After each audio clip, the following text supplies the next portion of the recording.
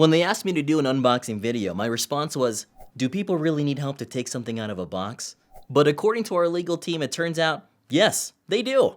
So here we are to show you how to unbox a Layla mattress.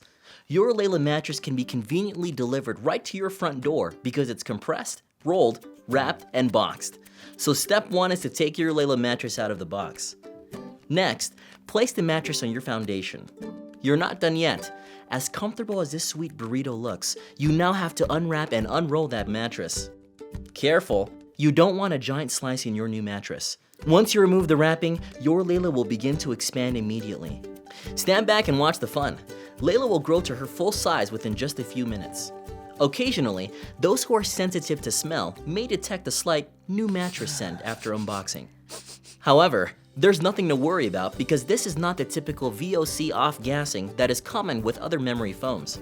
That's because Layla uses 100% CertiPure certified materials free of any harmful chemicals.